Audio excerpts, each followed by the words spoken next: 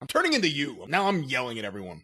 Well, when you mentor under or protege under someone for some period of time, and I've taken you under my wing and set you under the learning tree, young last. Instead of Fat Darso, you become young last. Sit under the learning tree, young last. He called him Fat Darso?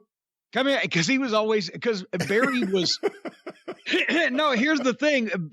Barry, he was young then. He'd just gotten into business, and he's a huge guy, and he was strong as a bull, but he didn't have a defined physique. He was quite plump. He was stock. He was a power lifter type of guy. And he was a bit fleshy for Ernie Ladd's taste, and Ernie was like the football coach.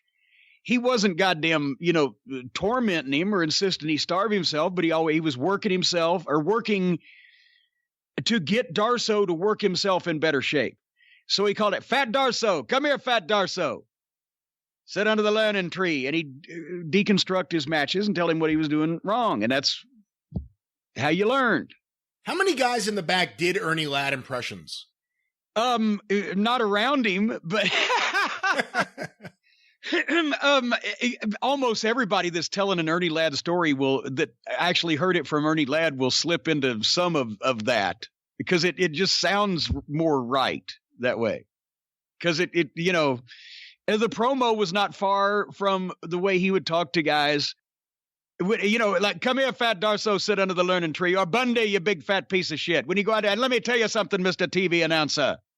It had the same command of your attention.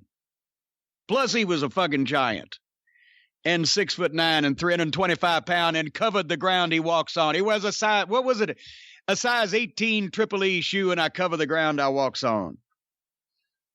But and he would sit there and he would analyze and critique and give you the fucking wisdom, whether he was the booker or not, because it was Ernie Ladd. Why would you not be listening to him? What did you see in terms of the relationship with him and Watts? Like, from an outsider's perspective, what was the relationship like?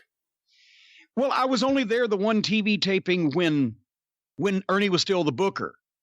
And then, Dundee came in and took over, but he was at a number of TVs. But at that point, he didn't have to be the booker. He would sit in his accustomed place that he always sat in the Irish McNeil Boys Club. There was a place in the locker room, and Ernie sat. And if Ernie was there, everybody knew not to sit there.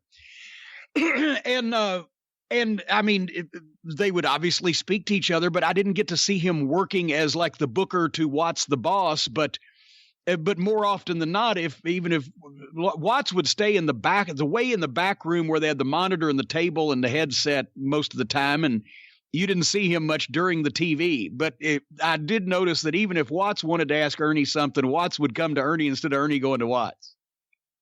But it was easier on him for his knees at that point. It's amazing how many fans there are who never got to see Ernie Ladd wrestle and now regularly quote, "Bundy, you big piece of shit." We bring you in here. We bring guys in to get you over. And what do? You dumb yourself right out of position.